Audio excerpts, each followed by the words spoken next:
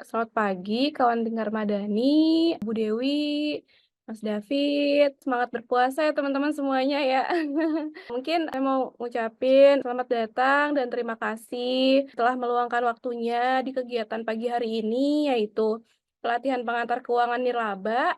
Sesi pertama itu perpajakan bagi organisasi OMS dengan judul Aspek Pajak dan Update PPh Pasal 21 berdasarkan PMK 168/2023. Teman-teman, mungkin untuk mempersingkat waktu, pagi hari ini akan ada pembukaan dari Mas David, selaku Program Manajer Lingkar Madani. Mas David, baik, Ya, Mas David, aku persilakan ya.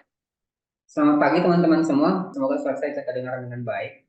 Di sini sudah ada Kak Tantri, ada Kak Tantri ini jauh dari Papua, ada Kak Rukmi, ada Kak Eka, sama Kak Simon. Sebenarnya kita masih ada teman yang lain banyak yang sudah daftar tapi mungkin belum pada join. Tapi harapan kita dalam proses nanti teman-teman yang lain bisa bergabung. Karena ini adalah pelatihan pengantar, sebenarnya kita dari awal sempat berpikir bahwa kita akan melakukan kegiatan keuangan di bulan Maret. Ya. Kalau teman-teman masih ingat dengan kalender bulanan Ramadhani di bulan Februari dan Maret, kegiatan pelatihan keuangan untuk kapasitas organisasian itu kita umumkan pertama kali itu adalah di bulan Maret. Tapi karena memang beberapa hal baik dari sisi tim Lingkar Madani dan juga dari narasumber waktu itu akhirnya ada kendala dan kita akhirnya memundurkannya. Awalnya kita akan memundurkannya sampai di bulan April, tapi kemudian kita berpikir bahwa kita harus mulai di bulan Maret ini sebagai pengantar. Sekaligus juga karena di momen bulan Maret sebenarnya momen bulan yang berkaitan dengan pajak segala macam kayak gitu.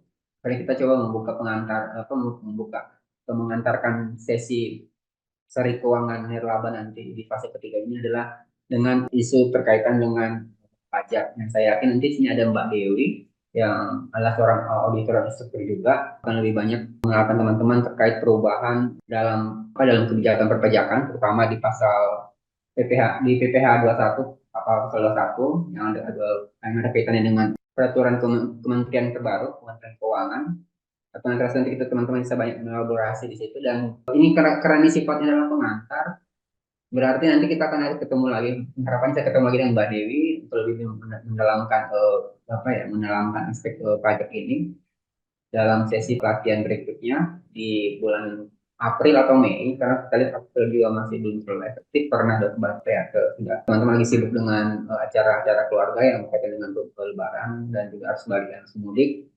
Jadi kita akan coba lihat kemungkinannya di bulan Mei ke depan mulai seri keuangan yang sifatnya kohort. Jadi harapannya memang ini akan membuka cuma sebagai pengantar saja dan akan mengajak teman-teman untuk mengantarkan teman-teman untuk ke sesi kohort yang akan lebih serius lagi pembahasannya. Bukan berarti hari ini tidak serius, tapi ini hari ini kita akan coba mengulik lebih awal terkait soal perubahan-perubahan kebijakan pajak. Aku nggak akan ambil waktu banyak karena memang kemarin ngeliatin materinya terkait Mbak Dewi cukup detail sehingga ada Mbak Dewi kan cukup banyak waktu butuh banyak waktu untuk memaparkan kepada teman-teman. Sekian dari saya dan harapannya bisa teman-teman mengikuti dengan baik cara kegiatan hari ini walaupun di bulan puasa teman-teman juga bisa tetap semangat untuk hadir dalam acara pelatihan.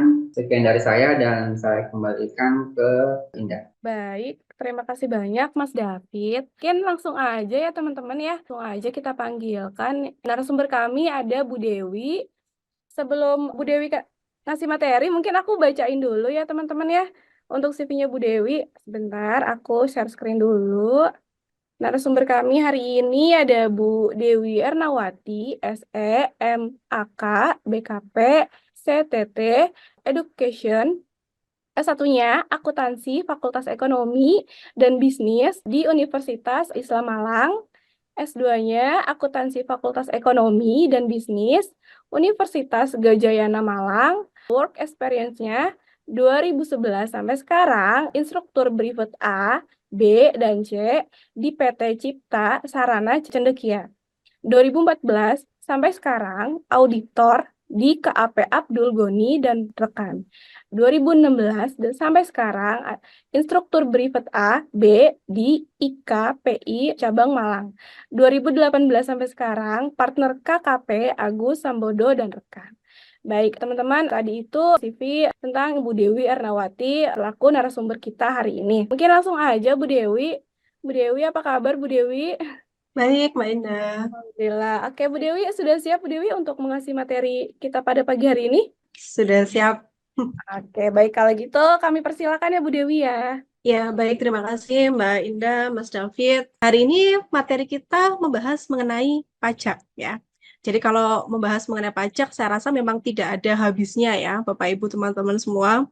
Karena pajak itu selalu ada perkembangan, selalu ada perubahan. Jadi kita di sini yang di bagian accounting, bagian pajak memang harus mengikuti, ya. Karena memang sistem perpajakan kita di Indonesia ini adalah self-assessment system, di mana kita sebagai wajib pajak diminta agar bisa mengetahui aturan dan bisa menghitung setor dan lapor sendiri kewajiban pajak kita, ya. Jadi kita yang harus aktif di sini. Nah, kita bisa nanti melalui seminar seperti ini, kemudian juga bisa melalui websitenya DJP, bisa juga Bapak Ibu nanti sosialisasi di KPP terdaftar ya. Yang penting memang Bapak Ibu lah yang harus aktif, tidak menunggu dari KPP yang memberikan sosialisasi, begitu. Nah, di bulan Maret ini memang momennya pas ya kalau kita bahas pajak, karena di bulan Maret ini adalah batas waktu pelaporan untuk SPT pribadi. Jadi teman-teman kalau sudah punya NPWP, lapor SP tahunannya terakhir di bulan Maret, dan untuk wajib pajak badan ya di lembaga teman-teman semua batas waktu pelaporan SPT-nya di bulan April. Tuh ya. Nah, hari ini kita akan bahas mengenai aspek pajaknya lembaga nirlaba serta update peraturan baru mengenai PPh pasal 21. Nah, mungkin teman-teman di sini juga sudah mempraktekkan ya aturan baru mengenai PPh pasal 21 dan sudah lapor juga gitu. Nah, nanti kita bisa sharing dan diskusi ya di sesi hari ini. Nah, kalau kita bahas pajak pasti harus berdasarkan dasar hukum ya. Karena pajak ini dasarnya memang dari aturan dan bahasanya memang bahasa undang-undang. Jadi kalau teman-teman mau belajar pajak, memang yang utama sumbernya dari undang-undang. Kalau teman-teman mau cari buku mengenai pajak, saya rasa sih agak tidak langsung update. Karena buku barusan diterbit, nah, aturannya kadang ganti lagi. Nah, gitu. Jadi memang yang paling tepat nanti dasar teman-teman belajar pajak itu dari aturannya. Ya. Nah, ini dasar aturannya nanti teman-teman bisa sambil cek-cek lagi ya. Nah, di sini sudah kami resum begitu poin-poin yang berhubungan dengan transaksi nirlaba ya di sini ya. Jadi karakteristik organisasi nirlaba berdasarkan PSAK nomor 45 ya, ini sesuai dengan lembaganya teman-teman semua ya. Sumber daya berasal dari donatur ya atau penyumbang. Jadi murni donasi, tidak ada imbal baliknya. Kemudian menghasilkan jasa maupun barang dengan tujuan memupuk keuntungan, tanpa tujuan memupuk keuntungan, dan apabila menghasilkan labanya juga tidak boleh dibagikan kepada pemilik gitu ya atau pendirinya yayasan atau di sini ada perkumpulan ya. Dan juga tidak ada kepemilikan aset. Nah, meskipun ada, asetnya nanti juga tidak boleh dijual ataupun dialihkan. Nah, nanti melihat kondisi masing-masing di tempatnya teman-teman ya. Kalau saya melihat memang yayasan ini ada yang mereka tidak murni dananya dari sumbangan, tapi ada penghasilan lain. Ada juga yayasan yang memiliki aset. Nah, suatu tergantung dari transaksi di masing-masing yayasan ya atau perkumpulan. Nah, bentuk organisasi nirlaba di sini bisa berbentuk yayasan dan perkumpulan, ya. Nah, pengertian dari yayasan sendiri, nah yayasannya adalah badan hukum, ya. Jadi ada akte pendiriannya, sudah berbadan hukum, terdiri atas kekayaan yang dipisahkan dan diperuntukkan untuk mencapai tujuan tertentu di bidang sosial, keagamaan, dan kemanusiaan yang tidak mempunyai anggota. Nah, jadi kalau di sini sepertinya kebanyakan di bidang sosial ya, lembaganya ya. Sedangkan untuk perkumpulan sendiri, ini juga berbadan hukum ya, ada akte pendidikan untuk mewujudkan kesamaan tentu di bidang sosial, juga keagamaan dan kemanusiaan. dan tidak membagi keuntungan kepada anggota. Jadi murni ini lembaga non-profit ya, nirlaba, tidak mencari keuntungan. Nah, kalau dikaitkan dengan aturan perpajakan, ya, jadi di pajak, perkumpulan dan yayasan ini masuk kategori wajib pajak, ya, masuk kategori wajib pajak badan. Nah, jadi di Undang-Undang Perpajakan sendiri disebutkan badan ini adalah sekumpulan orang atau usaha maupun yang tidak melakukan usaha, bisa meliputi PT, perseroan komanditer, BUMN, BUMD, firma, koperasi, persekusi massa, dan lainnya. Nah, di sini perkumpulan dan yayasan disebutkan sebagai wajib pajak badan di Undang-Undang Perpajakan, sehingga meskipun organisasinya ini nirlaba, tidak mencari keuntungan, tetapi lembaga ini juga harus memahami mengenai aspek pajak. Begitu, karena ada yang berpikiran bahwa karena organisasinya tidak mencari keuntungan nirlaba, maka tidak ada pajaknya. Nah, begitu. Nah, ini nanti yang harus kita samakan persepsi ini ya. Jadi, kewajiban pajaknya sama, hanya saja memang nanti ada perbedaan dengan wajib pajak lain yang memang mereka profit oriented. Ya. Oke, nah di sini wajib pajak badan itu menjadi subjek pajak dan wajib pajak tadi ya, sehingga punya kewajiban untuk menghitung, setor, dan melaporkan SPT-nya. Ya. Nah, di sini ada alur kewajiban perpajakan ya secara ringkas. Jadi ini saya ringkas kewajiban pajaknya apa saja sih? Nah, kalau di sini terlihat ada banyak pasal ya. Mungkin teman-teman merasa kok banyak sekali gitu. Nah, tetapi kembali lagi, kewajiban pajak di sini tergantung semua dengan transaksi yang terjadi di lembaganya teman-teman semua. Jadi kalau misalkan transaksi itu tidak ada, ya berarti tidak perlu ada aspek pajaknya. Nah, mungkin hanya sebagian saja. Nanti kita bahas apa saja sih yang kebanyakan terjadi di lembaganya teman-teman semua ya. Lah, yang pertama kita bahas untuk kewajiban pajak bulanan. Jadi kewajiban pajak itu ada dua ya, ada kewajiban pajak setiap bulan dan ada kewajiban pajak di akhir tahun. Nah, kita bahas hari ini fokusnya ke aspek pajak bulanannya dulu. Jadi setiap bulan kewajiban kita itu apa sih? Nah, yang pertama, kita di sini bisa sebagai pihak yang memotong pajak kepada.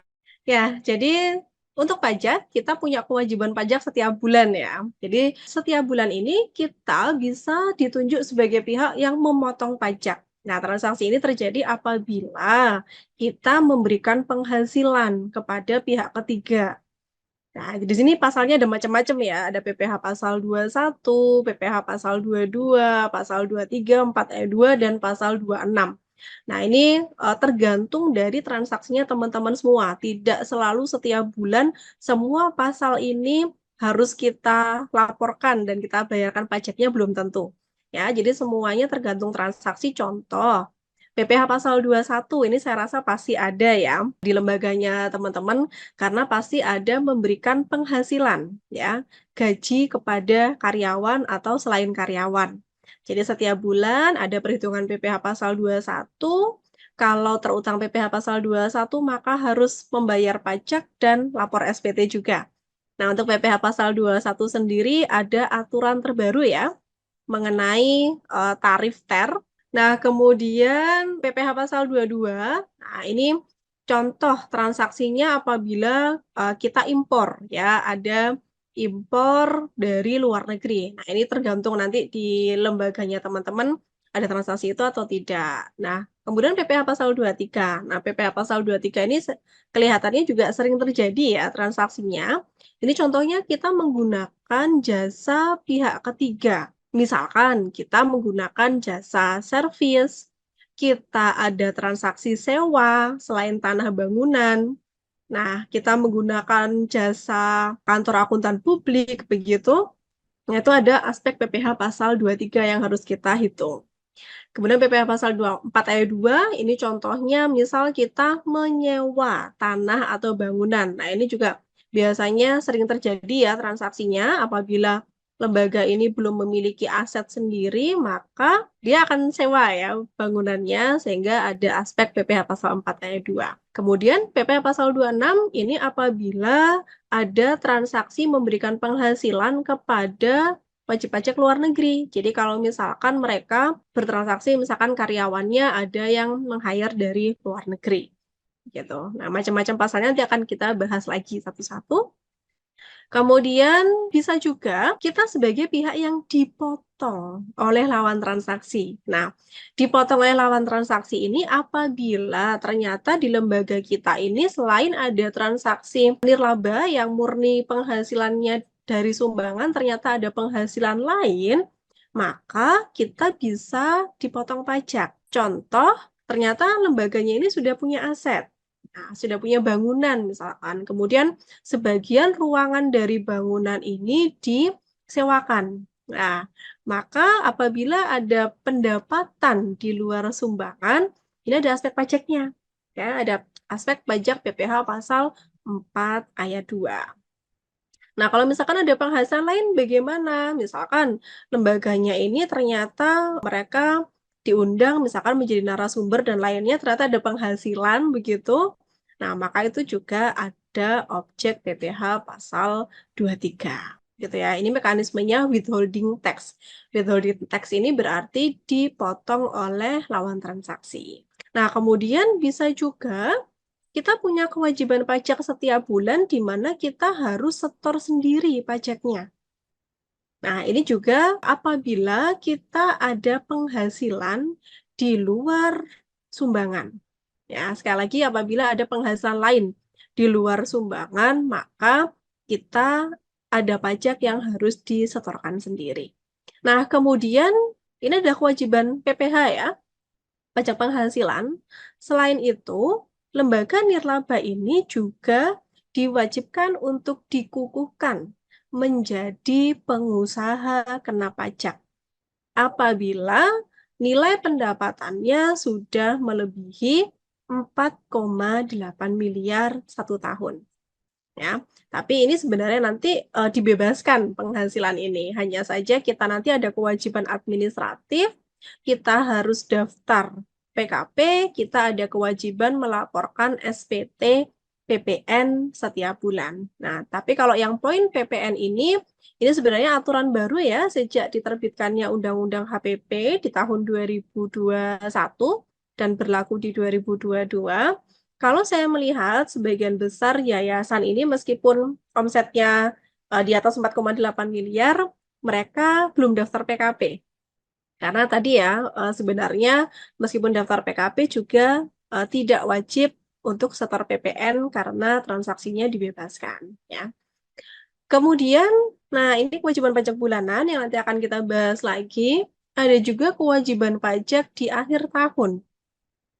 Nah, sebagai wajib pajak badan ya, lembaga nirlaba ini yayasan atau perkumpulan diwajibkan untuk menyusun laporan keuangan.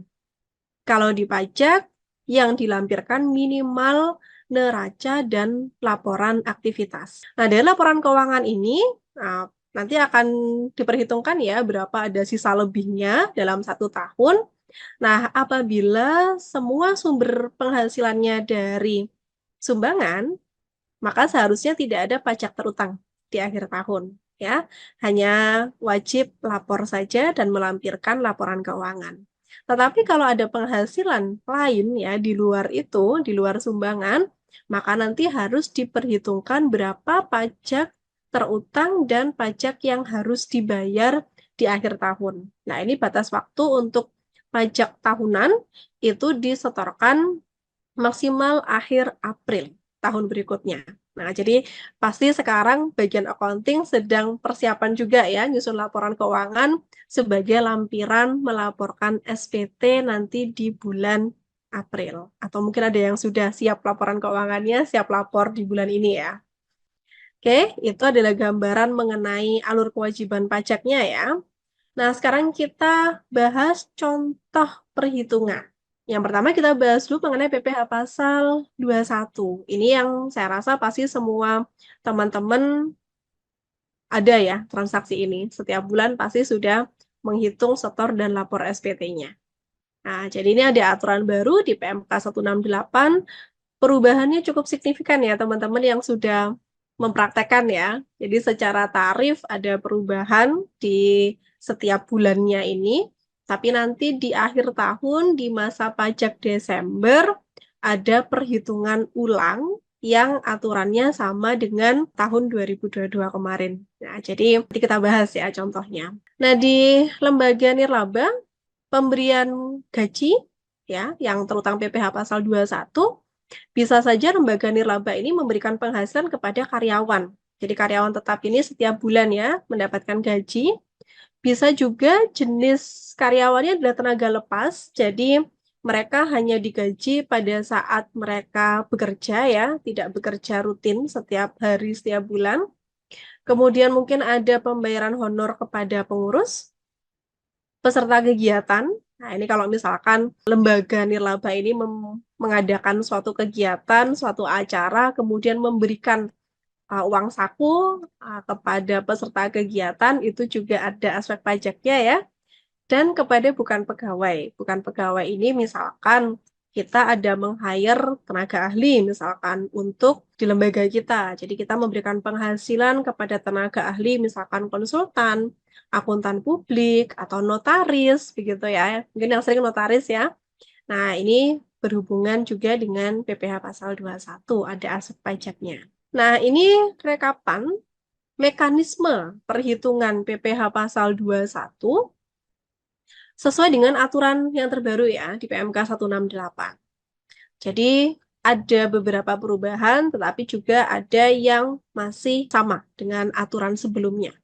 Nah, ini kalau dilihat kan banyak sekali ya, ini kolom-kolomnya, jenis penerima penghasilannya siapa saja, begitu. Tapi nanti kalau di teman-teman di lembaga nirlaba, nah sekali lagi, biasanya yang paling banyak adalah di pegawai tetap, pegawai tidak tetap, dan bukan pegawai ya biasanya ya. Jadi yang lainnya sepertinya sih jarang terjadi ya. Jadi yang pertama untuk pegawai tetap atau penerima pensiun, nah ini ada dua mekanisme perhitungan ya. Jadi ada dua mekanisme yaitu menghitung pajak untuk masa Januari sampai November dan perhitungan untuk masa pajak Desember. Ini rumusnya berbeda ya. Jadi untuk perhitungan setiap masa pajak ya, dari Januari sampai November, cara menghitung pajaknya sekarang cukup sederhana ya. Sejak berlakunya aturan terbaru, kita langsung menghitung dari berapa penghasilan dalam bulan itu, total semua penghasilan ya, dikalikan dengan tarif efektif rata-ratanya berapa. Jadi rumusnya cukup sederhana dibandingkan dengan aturan yang sebelumnya ya. Jadi ini cukup satu baris sudah ketemu PPh-nya berapa. Kalau aturan yang lama kan rumusnya cukup panjang ya. Kita harus menghitung penghasilan bruto, dikurangi biaya jabatan, dikurangi JHT, dan lain-lain. Nah, tapi kalau ini masa Januari sampai November dipermudah. Rumusnya lebih sederhana. Nah, tetapi di masa pajak Desember atau masa pajak terakhir ini adalah misal karyawan ini hanya bekerja sampai pertengahan tahun. Jadi misalkan dia bekerjanya dari Januari sampai Mei misalkan. Jadi Mei dia sudah terakhir bekerja. Maka di masa Mei, di masa pajak terakhir dia bekerja di yayasan, menghitungnya sama seperti aturan tahun 2023 kemarin. Jadi menghitungnya yang dihitung semua penghasilan setahun dari Januari sampai Desember dihitung ulang ya totalnya berapa, dikurangi biaya jabatan, dikurangi PTKP, baru dikalikan tarif. Ya, jadi nanti kita bahas juga contohnya. Jadi gambarannya seperti itu ya. Saya rasa teman-teman di sini pasti yang sudah berkaitan langsung dengan pajak ya. Jadi ada gambaran tahun lalu menghitungnya bagaimana, tapi sekarang ada perubahan. Ya, jadi aturan tarif TER bulanan itu hanya berlaku untuk masa Januari sampai November saja. Ya. Kemudian jenis penghasilan lain Nah, untuk pegawai tidak tetap, nah ini biasanya juga ada ya. Jadi misalkan di lembaga ini ada meng-hire tenaga lepas. Jadi misalkan mereka hanya butuh beberapa hari saja. Jadi misalkan mereka ada proyek, misalkan renovasi ruangan misalkan. Jadi pekerjaannya hanya sebatas itu, dibayar sesuai dengan hasil pekerjaannya mereka. Nah, ini juga mekanismenya ada dua. Yang pertama, apabila dibayarkannya bulanan, nah ini kalau misalkan bisa dipastikan bulan ini dia terima gaji, bulan depan ternyata belum selesai pekerjaannya, maka ada kebijakan dibayarkannya sebulan sekali, begitu. Tapi ini jarang sih ya. Biasanya yang paling banyak dibayarkannya tidak bulanan. Jadi dibayarkannya itu sesuai hasil kerja. Biasanya paling banyak mingguan atau dibayar harian. Jadi kalau sehari selesai ya sudah langsung dibayar, atau kalau memang pekerjaannya banyak dikumpulkan seminggu sekali baru dibayarkan penghasilannya. Nah, ini perhitungannya ada dua mekanisme ya. Jadi kalau dibayarkannya itu tidak bulanan, jadi tadi bisa harian, bisa mingguan, atau sesuai selesainya pekerjaan, ada dua tarif yang digunakan. Ini berdasarkan dengan nilai upah yang diberikan per harinya berapa. Jadi ada batasan apabila ternyata upah seharinya di atas 2.500.000 sehari ya, maka menghitung PPh pasal 21 adalah dari penghasilan bruto, upahnya berapa, kali 50% dikalikan tarif pasal 17. Tarif pasal 17 ini yang progresif itu ya, mulai dari 5%, 15, 25, 30, sampai 35. Tapi ini saya juga melihatnya jarang terjadi ya, kalau seharinya sampai lebih dari 2.500.000. Nah, kebanyakan yang ini. Jadi kalau upah seharinya dia tidak lebih dari 2.500.000. Nah, menghitungnya adalah dari penghasilan bruto sehari dikali TER harian. Nah, ada batasan juga nanti kalau upah seharinya masih tidak melebihi 450.000, itu TER hariannya adalah 0%. Jadi PPh 21-nya juga nihil. Tetapi bagi lembaga ada kewajiban untuk melaporkan penghasilan yang diberikan kepada tenaga lepas tadi. Ya, jadi hanya lapor, tapi kalau memang masih di bawah batasan tadi, maka tidak perlu memotong PPh pasal 21. Ya. Kemudian ada bukan pegawai. Bukan pegawai tadi ya, contohnya notaris, konsultan, tenaga ahli ya, atau dokter gitu. Nah, ini menghitung pajaknya setiap bulan. Jadi di bulan itu terima penghasilan berapa, dikalikan 50% dulu, baru dikali tarif pasal 17. Ya, mulai dari 5%. Kemudian peserta kegiatan ini kalau misalkan di lembaganya mengadakan suatu kegiatan, ada seminar atau kegiatan perlombaan begitu, kemudian memberikan penghasilan, bisa hadiah, bisa uang saku, maka nah ini kepada bukan karyawan tetap ya. Jadi kalau misalkan kita mengundang nih eh, dari lembaga lain misalkan gitu ya, bukan karyawan tetap kita yang terima hadiah atau uang saku, maka berapapun nilainya nanti terutang PPh pasal 21, tidak ada potongan 50%. Ya. Tapi kalau yang terima hadiah atau uang saku itu adalah karyawan tetapnya lembaga, jadi kayak misalkan karyawannya ikut kegiatan kemudian dapat uang saku begitu. Maka itu digabungkan dengan penghasilan di bulan itu. Ya, jadi tetap masuk kategori sebagai pegawai tetap. Begitu ya. Oke, ini untuk rekapan mekanisme perhitungannya ya. Nah, sekarang kita bahas lagi mengenai tarif. Nah, tarif ini yang tarif progresif ya. Teman-teman bisa cek tarif progresif ini mulai dari 5% sampai 35%. Jadi semakin tinggi penghasilan, tarif pajaknya juga semakin tinggi ya. Gitu. Jadi bukan tarif flat seperti PPN 11%, tapi PPh pasal 21 ini tarifnya progresif. Semakin tinggi penghasilan, pajaknya juga semakin tinggi. Nah, tarif progresif ini digunakan untuk masa pajak terakhir. ya. Jadi tadi di masa Desember atau di bulan terakhir dia bekerja di tahun itu. Sedangkan untuk kewajiban pajak setiap bulan itu menggunakan tarif TER ya, yang terbaru. Jadi DJP sudah menentukan tarifnya ini berdasarkan berapa penghasilan brutonya dia per bulan dan berdasarkan status PTKP. Ya, jadi ada kategori TER A, TER B, dan TER C. Berdasarkan status dari karyawan dari wajib pajak sesuai kondisi per 1 Januari di tahun itu ya, teman-teman ya.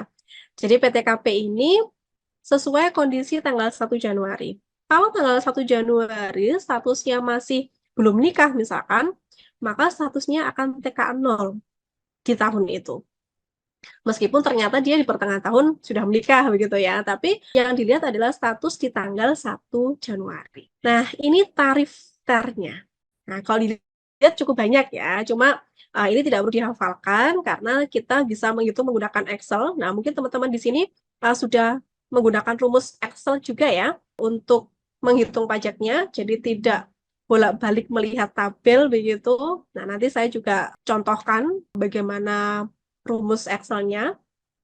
Jadi ini berdasarkan penghasilan bruto yang diterima dalam 1 bulan itu. Jadi kalau di bulan itu dia terima misalkan 7.500.000, PTKP-nya TK 0. Nah, maka tarifnya langsung penghasilan bruto kali tarif. Sudah tidak ada menghitung biaya jabatan, menghitung PTKP, dikurangi PTKP di bulan itu tidak ada ya. Jadi PTKP hanya untuk menentukan dia masuk kategori apa. TER A, TER B, atau TER C. Gitu ya. Oke, itu tadi untuk yang pegawai tetap. Kemudian untuk yang tenaga harian atau pegawai tidak tetap, tadi menggunakan batasan 450.000 per hari.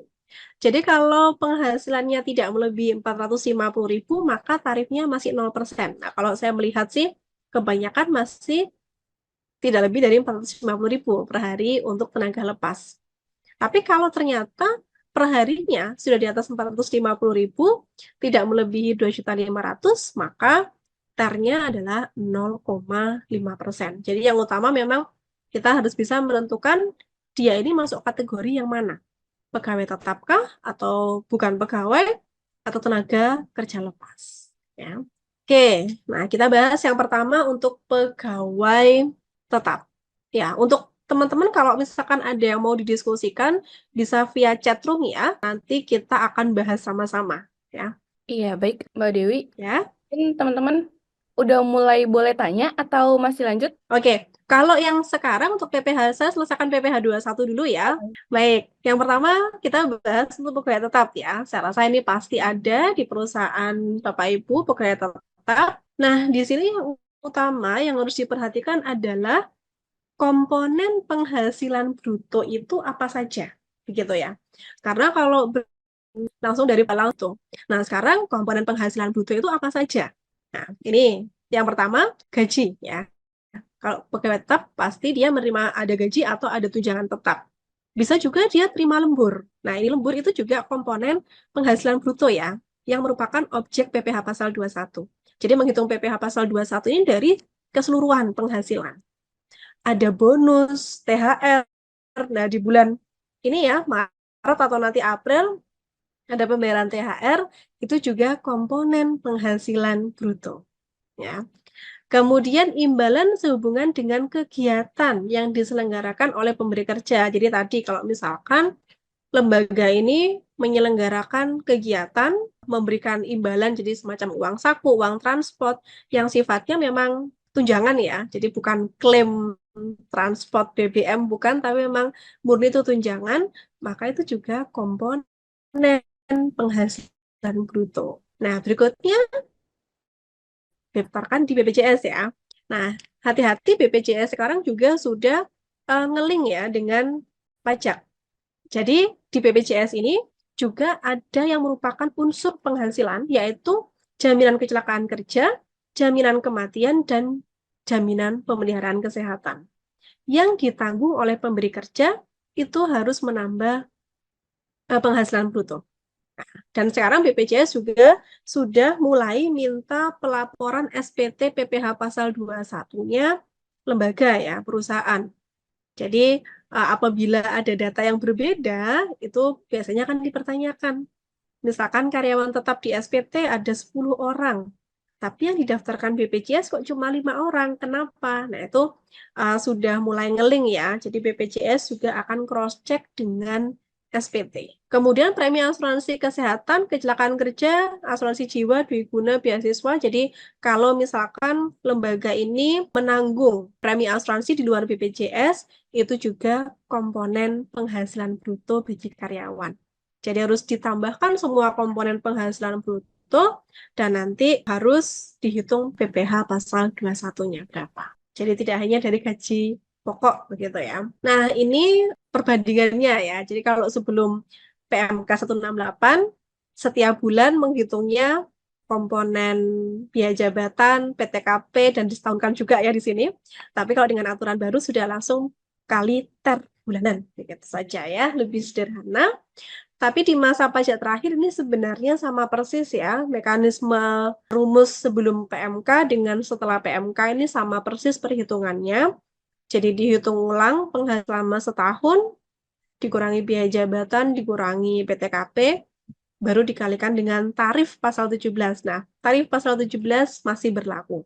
Hanya saja ada sedikit perbedaan untuk aturan baru sesuai PMK 168, itu ada pengurang berupa zakat atau sumbangan keagamaan yang dibayar melalui pemberi kerja. Jadi kalau misalkan karyawan membayarkan zakat melalui perusahaan, kemudian perusahaan membayarkan zakatnya ke lembaga amil zakat, ya, maka itu boleh mengurangi PPh pasal 21. Bedanya hanya sedikit di sini. Oke, kita bahas contoh kasus dulu ya, sebelum kita diskusi. Jadi contohnya ini ada Tuan Rudi bekerja pada Yayasan DEF, memperoleh gaji sebulannya 11.650 dan menanggung iuran pensiun sebesar 100.000 per bulan. PTKP-nya K2 dan memperoleh THR sebesar 11.650.000. Ini di bulan April ya, contoh dapat THR. Nah, perhitungannya bagaimana? Ini kita sandingkan ya. Kalau pakai aturan yang lama, setiap bulan kita harus memperhitungkan seperti ini ya. Kalau tahun 2023 kemarin. Kalau 2024 sudah pakai yang ini. Ya. Jadi kita hanya menyandingkan kira-kira beda jauh nggak sih gitu ya antara aturan lama dengan aturan yang baru. Karena kalau karyawannya bertanya gajinya tetap, tapi kok PPh 21-nya beda. Nah, itu kita bisa jelaskan nanti. Jadi kalau pakai aturan yang lama, nah, perhitungannya rinci ya, cukup panjang. Saya langsung aja ya, PPh-nya ketemu 313.750. Karena ini sekarang udah nggak kita pakai ya. Mulai 2024, nah mulai Januari, perhitungannya cukup singkat, jadi langsung brutonya berapa di bulan itu dikali 3%. Nilai PPh 21-nya 349.500. Ternyata lebih besar. Sebenarnya perhitungan ini lebih besar ini hanya di setiap bulan. Tetapi kalau secara total selama 1 tahun, PPh terutangnya nanti akan sama. Ya, jadi perbedaannya hanya yang setiap bulannya saja karena tarifnya beda ya. Tapi kalau digabungkan selama 1 tahun, sebenarnya total PPh terutang antara aturan lama dengan aturan baru tidak ada beda. Ya, tapi ini efeknya sekarang ya kita harus pakai aturan baru, pakai aplikasi baru, sekarang pakai iBookpot ya. Sudah langsung menggunakan tarif TER. Jadi ini yang dibayarkan setiap. Kemudian pada saat terima THR bagaimana? Kalau aturan lama, saya bahas sekilas saja ya. Hitungannya kan cukup panjang. Kita harus hitung dulu berapa PPh pasal 21 atas gajinya saja, PPh pasal 21 atas gaji plus THR-nya berapa, baru diselisihkan. Cukup panjang ya. Saya nggak bahas detail karena ini yang berlaku tahun lalu. Nah, di sini total PPh pasal 21-nya adalah 2.061.250 kalau pakai aturan yang lama. Nah, tapi kalau pakai aturan TER, maka PPh pasal 21-nya tetap satu baris. Dari penghasilan bruto di bulan itu berapa, kalikan tarif ternya. Sederhana. Nah, ini kalau secara nilai ternyata lebih tinggi. Cuma ini bisa lebih tinggi atau bisa lebih rendah sebenarnya ya. Jadi tergantung nanti dari jumlah penghasilan dan dari status PTKP-nya wajib pajak. Jadi bukan berarti setiap bulan semua karyawan PPh 21 kalau pakai TER akan lebih tinggi, belum tentu ya. Bisa lebih rendah juga. Oke. Nah, sekarang di akhir tahun, di masa pajak Desember. Cara menghitungnya sama persis. Ya. Jadi Desember kita harus menghitung sama persis seperti yang tahun 2023 kemarin. Jadi kita hitung total gaji Januari sampai Desember berapa, ditambah THR, dikurangi biaya jabatan, dikurangi iuran pensiun, ketemu penghasilan itu selama 1 tahun, dikurangi PTKP dulu. Nah, ini PTKP juga melihat kondisi 1 Januari ya. PTKP-nya tadi K2, ketemu penghasilan kena pajaknya 76.750.000. Nah, baru dikalikan tarif progresif 5% dan 15%. Sehingga di sini total PPh terutangnya Rp5.512.500. Sama persis. Jadi kalau aturan lama dengan aturan baru, kalau di total selama 1 tahun, sebenarnya PPh terutang sama persis. Yang beda hanya pada saat tadi, setiap bulannya saja. Nah, tetapi berapa PPh yang dibayar di bulan Desember? Nah, kalau PPh terutang sama persis. Tetapi PPh yang dibayar bulan Desember, rumusnya adalah dari PPh pasal 21 Januari sampai Novembernya berapa, selisihnya itu yang dibayarkan di masa Desember. Jadi kalau aturan lama tadi, misalkan ini PPh terutang 5.512.500 dikurangi PPh yang sudah dipotong Januari sampai November sekian, yang dibayar di masa Desember sekian, 313.750. Nah, kalau pakai aturan yang baru, ternyata yang sudah dipotong dari Januari sampai November lebih besar daripada PPh terutang. Karena kalau tadi kita lihat, setiap bulan memang ada selisih lebih besar kalau pakai TER ini. Nah, efeknya ternyata di akhir tahun, di masa Desember menjadi lebih bayar. Nah, kalau lebih bayar bagaimana? Kalau lebih bayar, maka di lembaga nanti bisa mengkompensasikan lebih bayarnya ini ke bulan berikutnya. Jadi mekanismenya bukan restitusi atau diminta kembali berupa uang ya, tapi nanti dikompensasi ke masa pajak berikutnya. Dan memang semua perusahaan bisa mengalami lebih bayar. Karena apa? Contoh, misalkan setiap bulan gajinya di bawah PTKP nih, misalkan 4 juta per bulan. Kemudian di bulan Maret dapat THR. Kalau di total gaji plus THR 8 juta. Maka di bulan THR pasti terutang PPh pasal 21. Karena menggunakan TER. Langsung dilihat brutonya berapa, kalau melebihi batasan tadi kalau dia TK 0 5 juta ya, maka langsung kena tarif TER. Sedangkan kalau aturan lama, dia nggak kena PPh 21 pada saat THR. Karena kalau aturan lama akan dihitung ulang dulu. Ini meskipun di Maret dapat THR, tapi bulan depan gajinya masih di bawah PTKP. Kalau dihitung secara total nggak kena pajak, berarti nggak bayar PPh 21 pada saat THR. Beda dengan aturan yang sekarang. Ya, hanya melihat berapa bruto di bulan tersebut. Jadi saya rasa pasti akan banyak ya perusahaan yang mengalami lebih bayar di masa pajak Desember.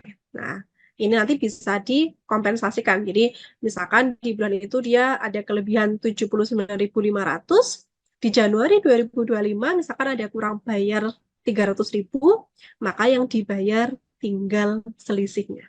Nah, ini secara administrasi, secara pengisian di SPT memang harus hati-hati ya.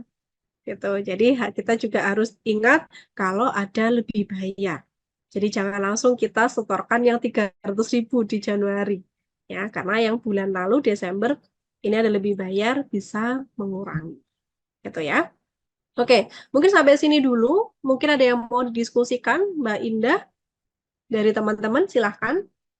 Baik, terima kasih Mbak Dewi. Teman-teman, jika ingin bertanya, kami persilakan boleh raise hand atau Bisa melalui chat box atau boleh banget teman-teman langsung open mic aja ya. Mbak, boleh tanya dong? Silakan, Pak. Halo. Ya, boleh saya izin bertanya? Mbak, Silakan. kalau perhitungan yang baru itu kan kemungkinan lebih bayar itu kan besar ya. Nah, Betul. bagaimana kalau misalnya kita nggak mau itu terjadi lebih bayar, tapi sebisa mungkin kita usahakan kurang bayar supaya kita nggak punya, ya itu tadi tuh apa, jangan lupa untuk bisa memotong, mengkompensasi lebih bayar gitu kan. Nah, sebisa mungkin kalau saya berusaha untuk selalu kurang bayar dan itu bisa saya bayar kembali sehingga kewajiban pajak saya selesai gitu loh. Jadi nggak punya entah itu lebih bayar di periode berikutnya. Lebih baik buat saya kurang bayar terus saya selesaikan pembayarannya selesai untuk tahun pajak itu gitu loh. Nah, itu gimana? Oke, baik. Terima kasih. Maaf tadi Bapak siapa ya? Saya Kuntoro dari Yoga. Oh iya, baik. Oke, jadi begini, Bapak Ibu, teman-teman, menghindari lebih bayar, gitu ya. Jadi memang kalau di pajak itu sebisa mungkin memang kita kalau bisa kurang bayar aja, gitu ya. Jangan sampai ada lebih bayar, karena kalau lebih bayar tuh kadang mindsetnya sudah, waduh ribet ini nanti. Kemudian di SPT kok lebih bayar, apakah tidak diperiksa dan lain-lain, begitu ya. Nah, memang yang pertama, kalau dari aturan ini kan kemungkinan lebih bayar itu sangat besar, gitu ya. Dan karena sudah bisa dilihat bahwa kemungkinan di akhir tahun akan lebih bayar, maka di aplikasinya, di aturannya itu memang sudah mengcover.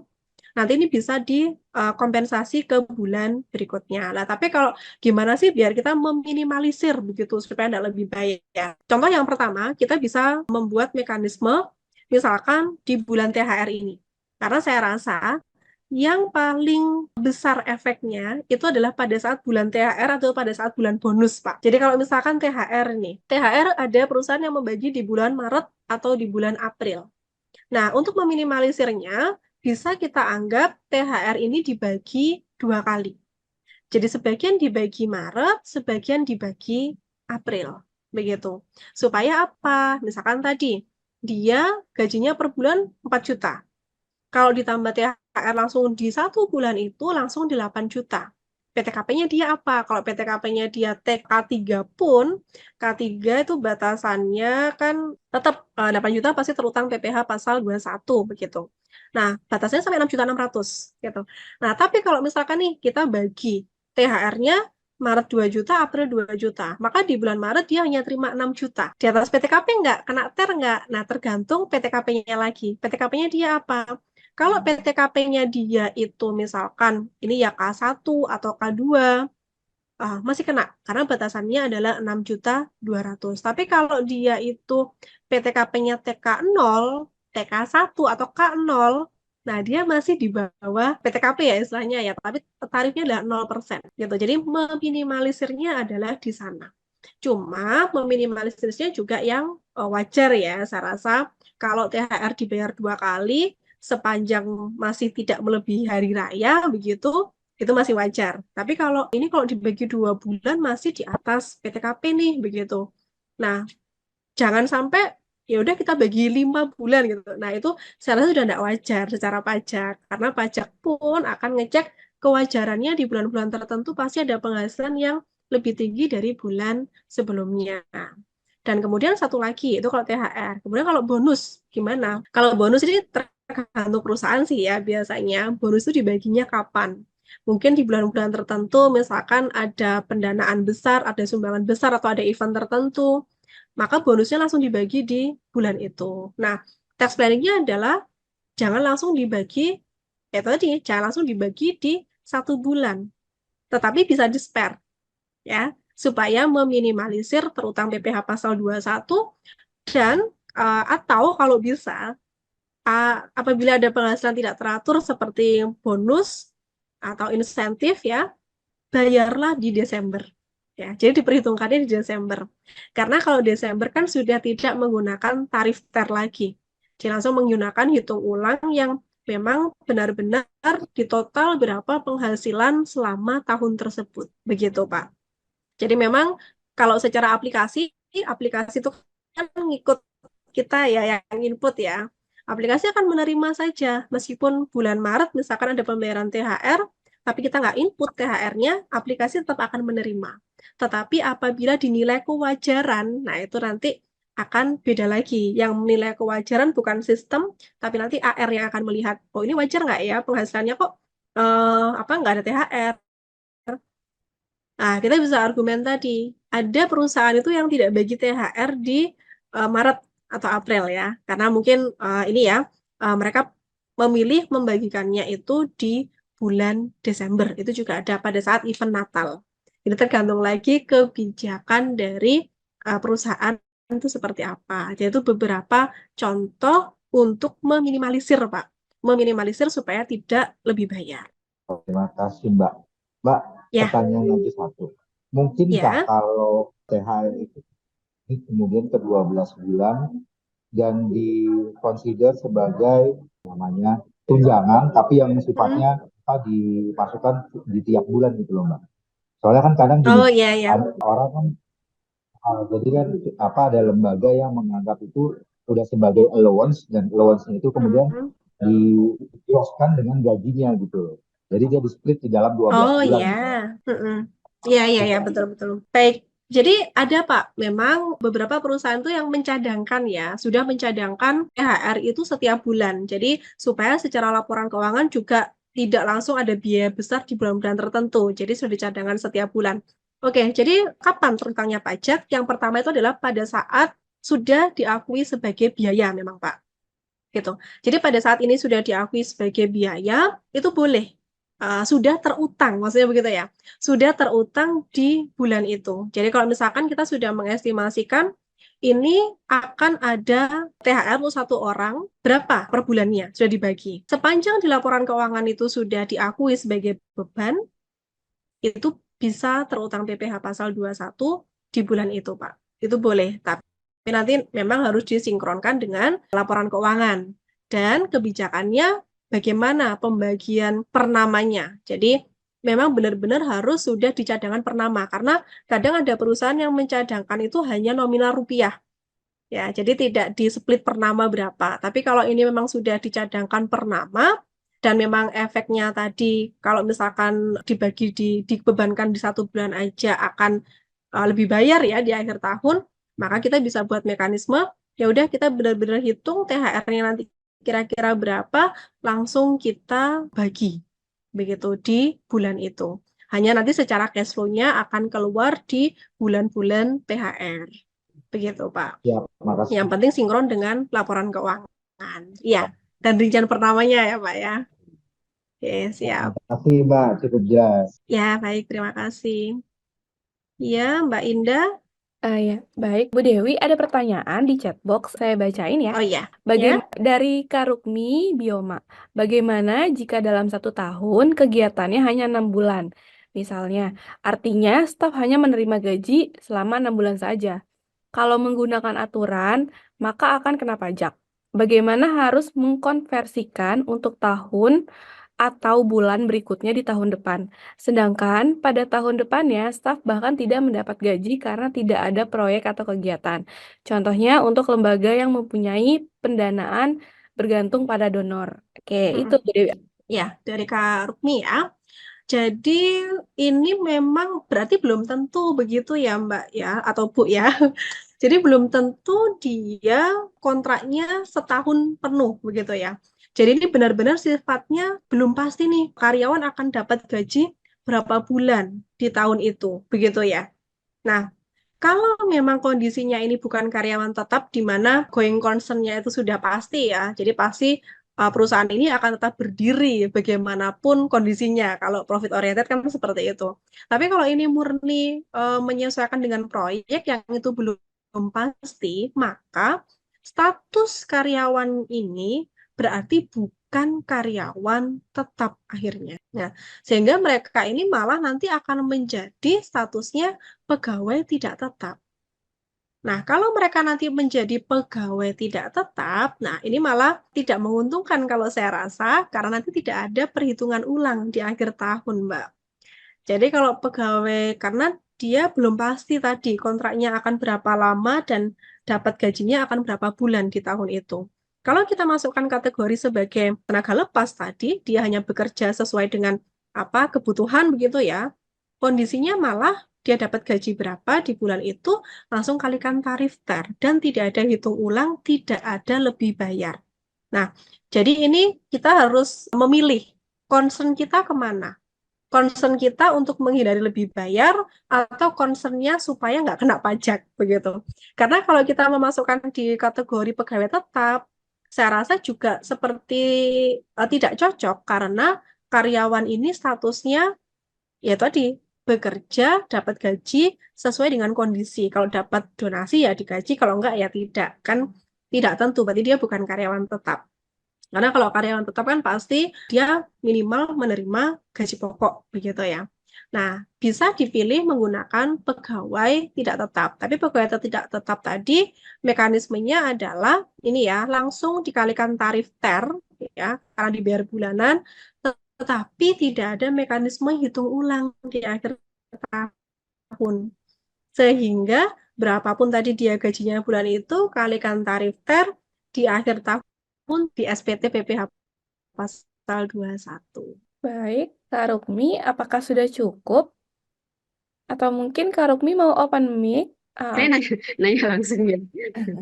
Oh iya, silakan. Iya, Ibu, ini kan kalau kami di Bioma ya, Mhm. kami di Bioma ini seperti saya kan tetap ya, staf tetap. Karena saya memang pengurus lembaga yang ada di dalam akte notaris. Tetapi seperti saya itu kami tidak menerima gaji tetap setiap bulannya karena kami bergantung pada proyek. Jadi kalau dalam Hmm. 1 tahun kami tidak punya proyek, ya kami 1 tahun itu tidak mendapatkan gaji gitu. Oh ya, baik. Jadi kalau saya melihat dari segi ini ya substantifnya, jadi kondisi transaksinya ini memang tidak cocok dikategorikan sebagai pegawai tetap. Karena kalau pegawai tetap di pajak itu adalah apabila mereka memperoleh penghasilan secara teratur atau karyawan kontrak. Jadi harus jelas memang. Kalau karyawan kontrak, mereka ada kontrak di tahun itu kerjanya berapa lama. Kalau dia karyawan meskipun kontrak, tapi ada kepastian mereka dikontrak 3 bulan, 6 bulan, itu masuk kategori pegawai tetap. Tapi kalau tidak ada kepastian, ini bergantung pada dana begitu ya, maka itu tidak bisa dikategorikan sebagai pegawai tetap. Karena kita tidak tahu nanti akan menerima penghasilannya dananya di bulan apa. Jadi lebih cocoknya ke mekanisme pegawai tidak tetap di mana gajinya diberikan upahnya itu sesuai dengan pekerjaan. Cuma Bu, ini berarti kalau tidak ada proyek kan tidak kerja begitu kan ya Bu ya? Iya.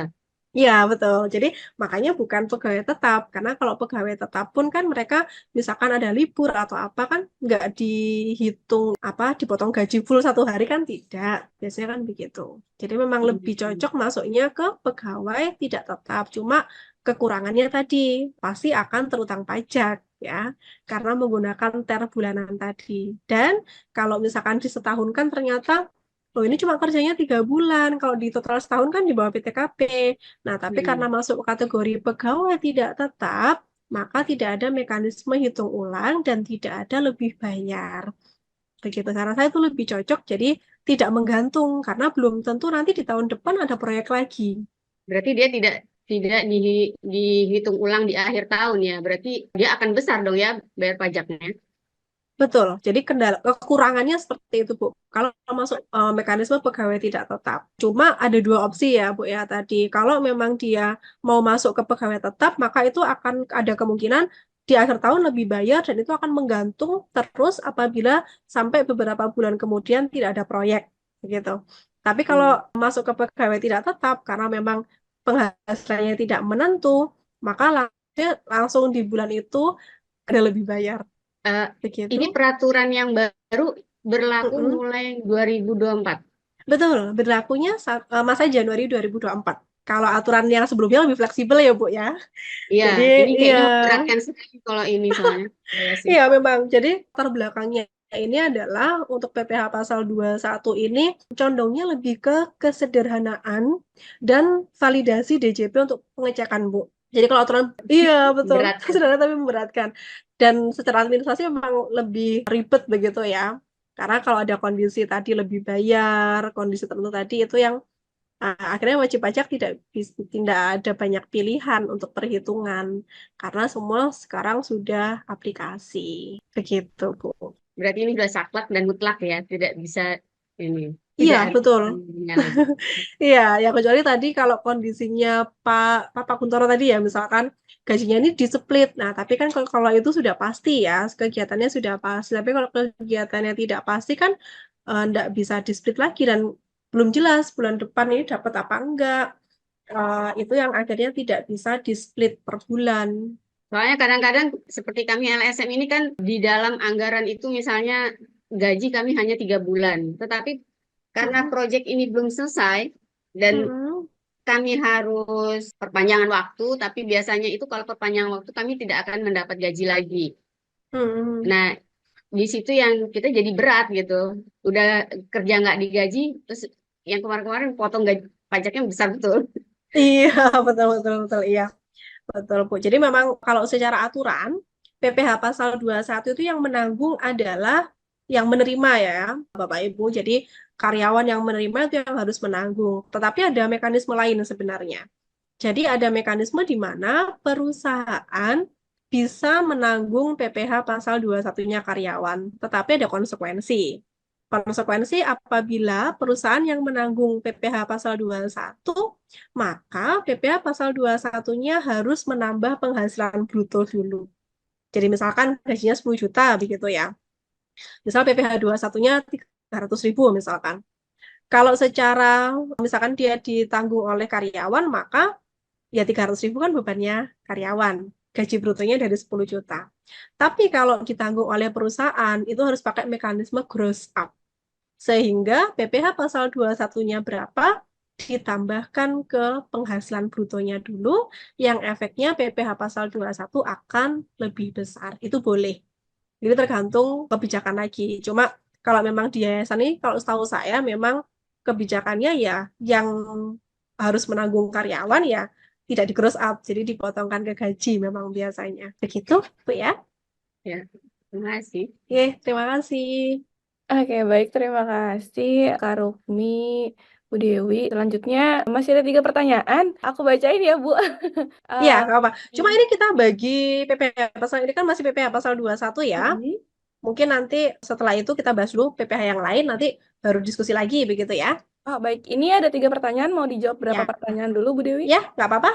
Oke. Selanjutnya dari Karajis Sinaga. Apakah uang perjalanan dinas Perdim yang dibayarkan ke karyawan sebagai pengganti uang makan dan biaya insidentil harus ditambahkan sebagai penghasilan bruto? Baik, dari Kak Rajes, jadi mekanisme uang perjalanan dinas. Nah, ini memang harus dipastikan dulu teknisnya seperti apa. Jadi, ini sebagai benar-benar pengganti atau sebagai uang saku. Bedanya adalah, kalau ini penggantian, uang makan, insidentil, transport, nah, maka perusahaan, jadi lembaga, ini harus menerima notanya. Jadi nota makan, nota BBM, nota akomodasi, penginapan, itu ditukar berarti ya. Jadi notanya ditukar dengan pengembalian uangnya tadi. Itu bukan objek PPh pasal 21. Karena memang itu adalah biaya operasional bagi lembaga ya. Nah, tetapi kendalanya adalah apabila mekanismenya lamsam, di mana karyawan ini tidak memberikan nota. Jadi mekanismenya langsung lembaga memberikan dana perjalanan dinas, misalkan luar kota dikasih dana 1 juta misalkan. Terserah nanti mau makannya habis berapa, transportnya habis berapa, penginapannya berapa, pokoknya 1 juta itu. Nah, kalau mekanismenya lamsam seperti itu dan berarti lembaga tidak dapat nota ya, maka itulah yang menjadi objek PPh pasal 21. Karena di perusahaan tercatatnya adalah sebagai itu semacam uang saku untuk perjalanannya karyawan.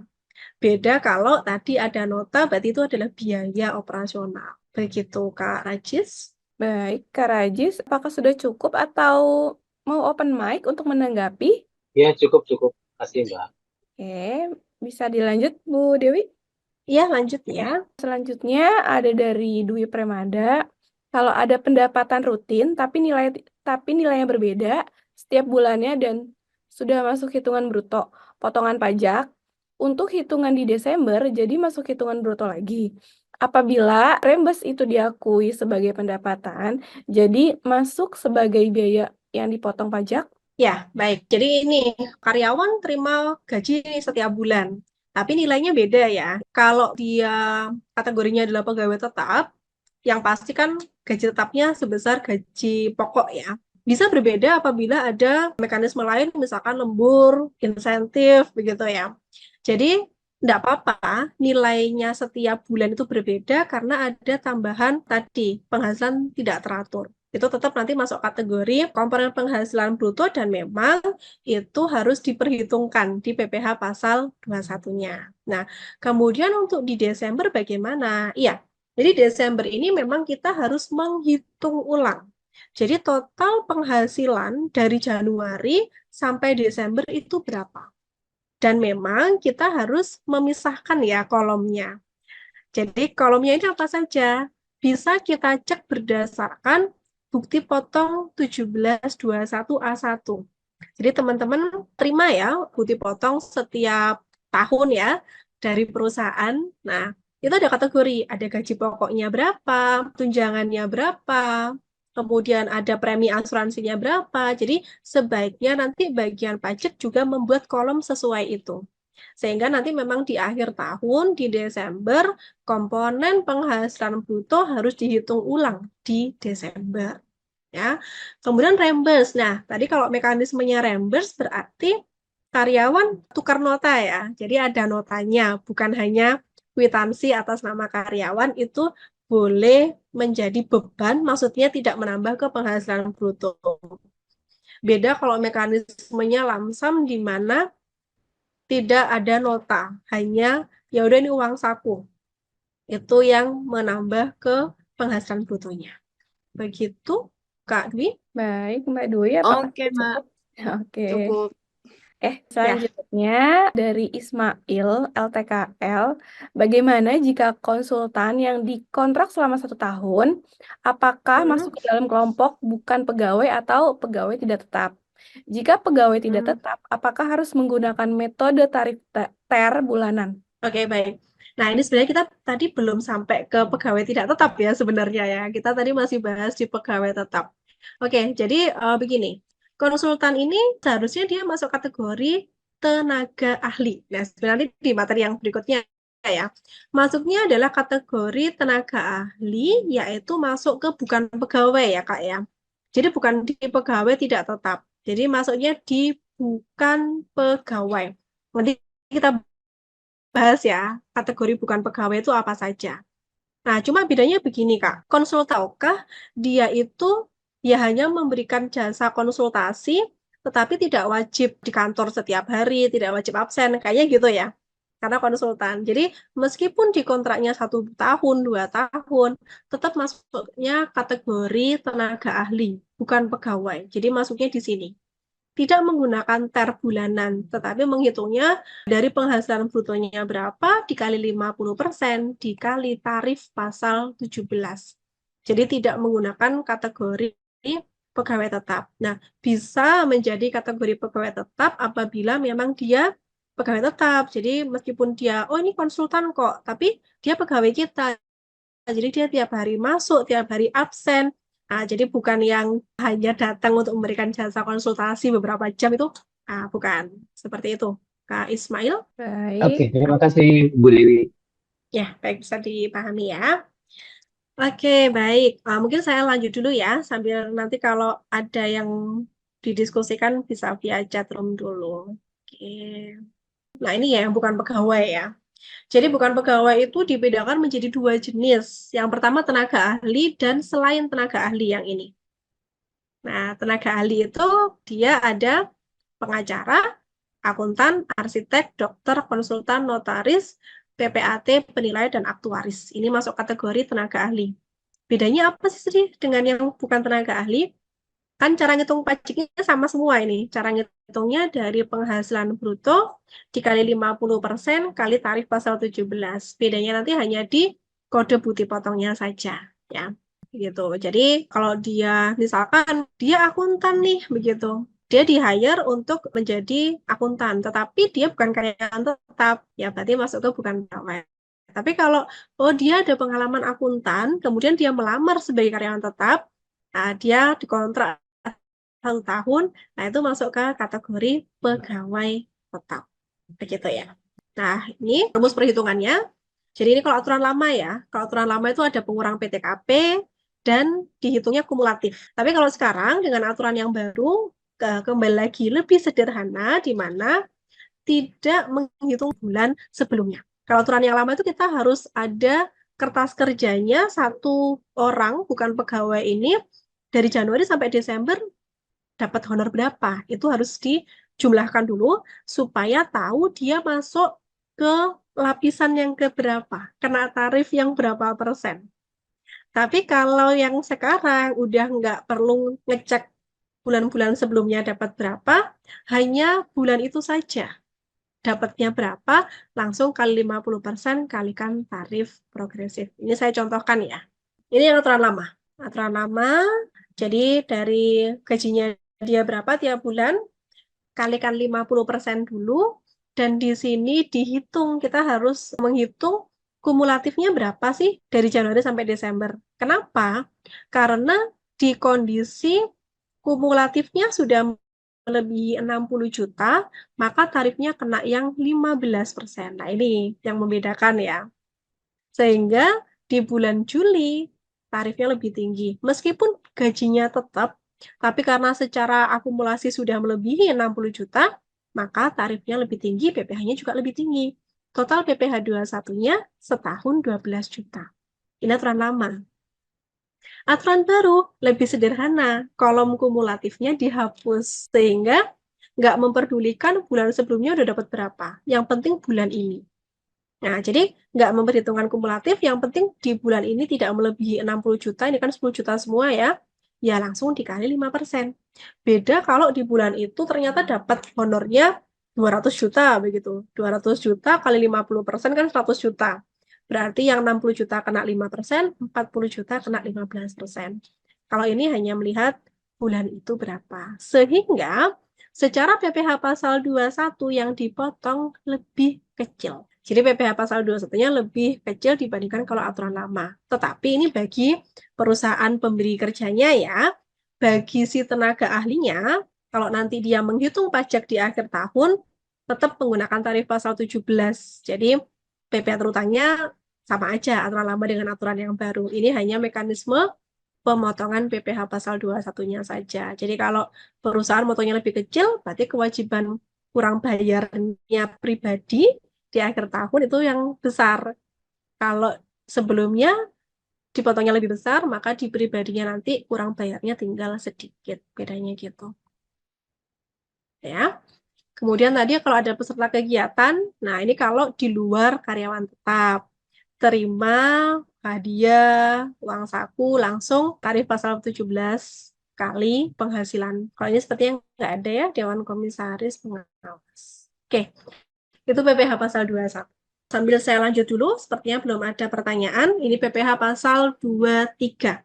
Nah, saya rasa ini juga sering terjadi ya, karena di lembaga ini biasanya menggunakan jasa pihak ketiga, ya, atau ini sewa selain tanah atau bangunan. Jadi bisa sewa kendaraan, sewa peralatan, begitu ya. Nah, jadi untuk bunga selesai nggak ada, royalti nggak ada, hadiah ini mungkin ada ya. Jadi kalau misalkan kita memberikan hadiah kepada entitas lain yang bentuknya badan, itu motong PPh 23 tarifnya 15%. Kemudian untuk objek sewa selain tanah dan bangunan, itu tarifnya 2%, kalau punya NPWP ya, kalau nggak punya NPWP 4%. Dan ini imbalan sehubungan dengan jasa selain yang sudah dipotong PPh pasal 21. Nah, ini biasanya yang kebalik-balik nih. Ini kenanya PPh 21 apa 23 ya? Nah, kalau imbalan sehubungan dengan jasa, ya, itu harus dilihat si penerimanya, lawan transaksi kita itu orang pribadi atau bentuknya badan.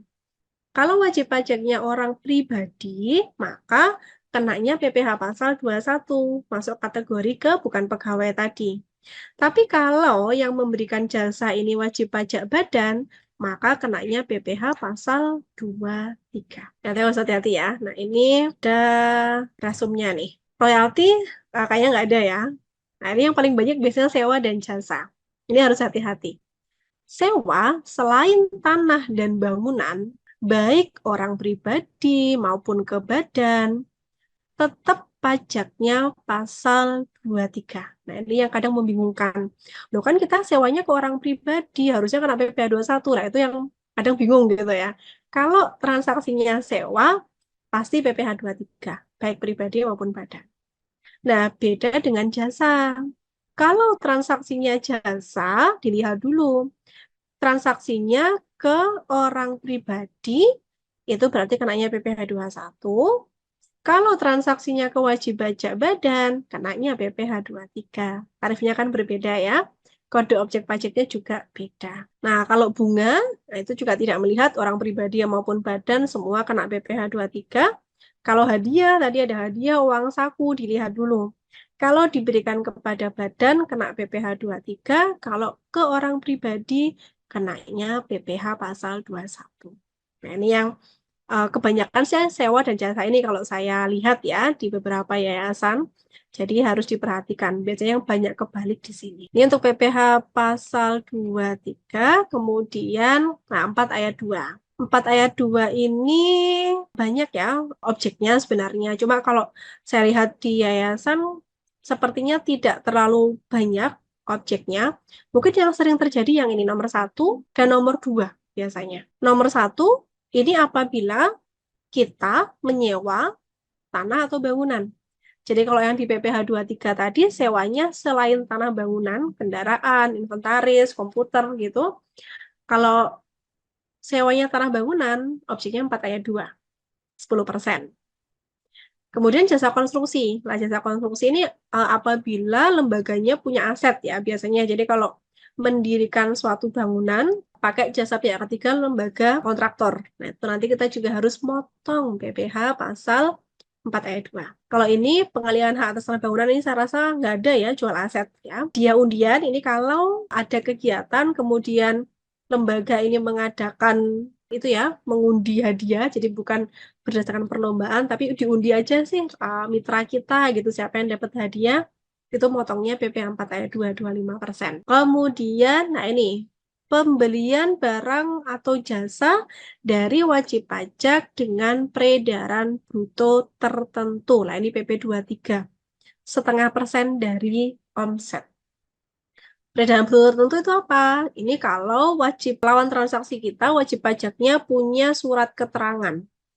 Jadi saya contohkan ini ya. Jadi kan kalau yang tadi kita misalkan nih menggunakan jasa pihak ketiga gitu ya. Kita kan ngeceknya ini orang pribadi 21, kalau badan berarti PPh 23. Tetapi kalau lawan transaksinya punya surat keterangan ini, ya semoga jelas ya, kecil ya. Nah, maka motongnya bukan PPh 21 atau 23, motongnya PPh pasal 4 ayat 2 atau dikenal PP 23, tarifnya 0,5% dari nilai transaksi. Nah ini, jadi kadang ada lembaga yang, loh ini jasa ke badan, berarti kan motongnya PPh 23, 2%. Kalau ditunjukkan ini, jangan ngotot ke PPh 23, tapi ini adalah PPh 4 ayat 2 atau PP 23, agak mirip-mirip ya, tapi tarifnya beda.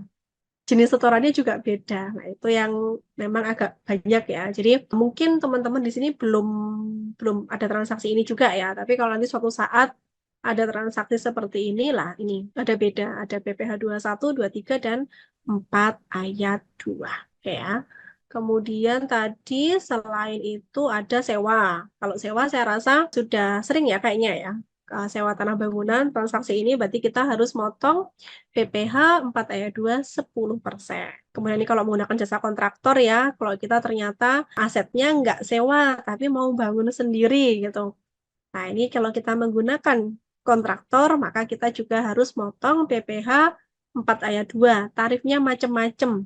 Tapi kalau Bapak Ibu nggak ada transaksi itu sekarang, ya udah nggak usah dihafalkan sekarang. Cukup tahu objeknya saja, nanti kalau ada transaksi baru cek tarif ya. Jadi nggak harus dihafalkan sekarang. Oke, ini kalau jual tanah, ini enggak ya, biasanya beli tanah ya. Jadi kalau beli tanah, itu pajaknya nanti pajak daerah. Oke, ini hadiah undian tadi 25%. Ini kalau ada SKB, PP 23. Nah, kewajiban yayasan ini adalah sebagai pihak yang memotong atau memungut pajak. Jadi, yayasan di sini adalah pihak yang memberikan penghasilan menggunakan jasanya pihak ketiga. Jadi seharusnya memang mekanismenya adalah yayasan yang menghitung pajaknya, ya, kemudian memotong dari lawan transaksi. Jadi misalkan tadi sewa gitu ya, sewa nilainya 10 juta, pajaknya 10%.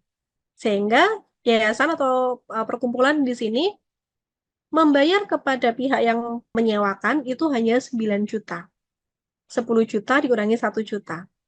Nah, yang 1 juta itu dibayarkan pajaknya, disetorkan, dan lembaga juga harus melaporkan SPT-nya dan menerbitkan bukti potong.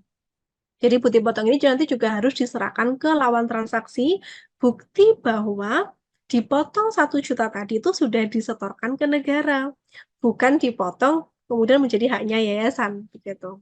Jadi kalau mekanisme secara aturannya begitu, tetapi kendala dalam praktek biasanya memang ini ya, belum tentu semua lawan transaksi mau dipotong pajak. Jadi kadang ada yang minta, ya udah pokoknya 10 juta itu bersih, pajaknya saya nggak mau nanggung gitu. Ya kalau kita butuh akhirnya kita ngikut ya. Ya akhirnya kalau seperti itu yang menanggung pajaknya adalah yayasan. Jadi bebannya nambah. Beban sewanya 10 juta, beban pajaknya 1 juta. Kalau secara aturan memang hanya motong, bukan nanggung. Tapi kembali lagi di prakteknya bagaimana. Nah, nanti pihak yang dipotong, nanti kita harus minta datanya NPWP atau NIK, supaya kita bisa menerbitkan bukti potong. Nah, kemudian juga ada pajak yang harus kita setorkan sendiri apabila kita ada kegiatan membangun sendiri. Kegiatan membangun sendiri ini apabila kita mendirikan bangunan yang luasnya di atas 200 meter persegi dan tidak menggunakan jasa kontraktor ya. Jadi kita membangun, misalkan kita membangun bangunan memang untuk tempat kegiatan usaha, di atas 200 meter persegi dan kita nggak pakai kontraktor. Jadi kita belanja bahan sendiri, cari tukang sendiri gitu ya. Nah, itu nanti ada pajaknya 2,2%.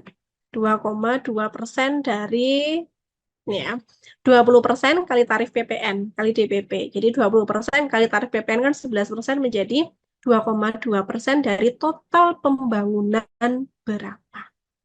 Tuh, ini kalau ada kegiatan membangun sendiri ya.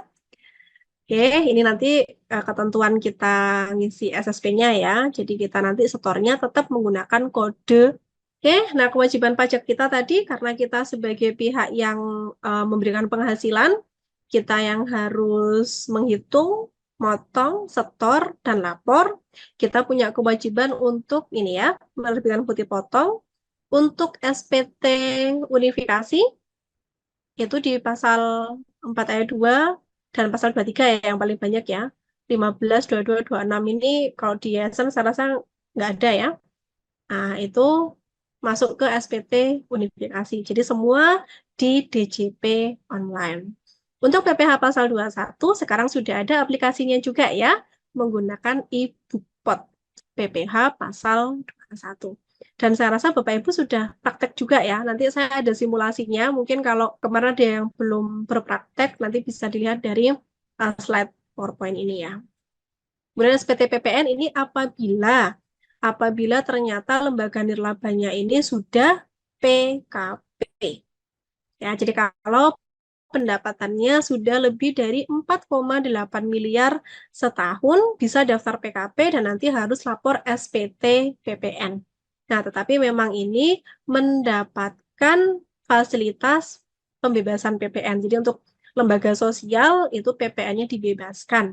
Jadi sebenarnya tidak terutang PPN, hanya saja secara administrasi kita harus lapor setiap bulan gitu ya. Cuma kalau saya lihat tadi ya secara praktek karena ini PPN-nya juga dibebaskan, kemudian memang belum ada aturan yang pasti begitu ya, dan belum ada sosialisasi yang pasti mengenai kewajiban PKP. Kalau saya melihat masih banyak lembaga sosial, yayasan yang belum daftar PKP. Dan dari KPP-nya pun juga tidak sampai mempertanyakan ke sana. Ya sudah, jadi tidak daftar PKP dulu daripada nanti ribet di administrasinya, begitu ya. Oke, ini kewajiban lampiran-lampirannya kalau kita mau daftar PKP ya. Kalau daftar cukup mudah, hanya di DJP online di e-registrasi ya. Oke, mungkin sampai sini Mbak Indah ada yang mau didiskusikan dulu? Silahkan. Terima kasih Bu Dewi. Ini ada pertanyaan di chat box dari Kak Ika Ladesti. Untuk pajak jasa tukang perorangan, masuknya di pajak mana ya? 21 atau 23? Iya, baik. Untuk jasa tukang perorangan. Baik, jadi sebenarnya gini, kalau kita membedakan adalah kalau dia orang pribadi, itu harusnya sih pasti PPh pasal 21. Hanya satu tadi, kalau transaksinya sewa.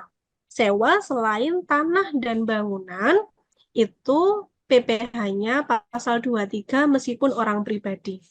Jadi untuk jasa apapun, kalau dia orang pribadi, kenanya di PPh pasal 21. Tapi kalau dia sewa kendaraan, sewa inventaris, komputer gitu, dia orang pribadi maupun badan kenanya 23.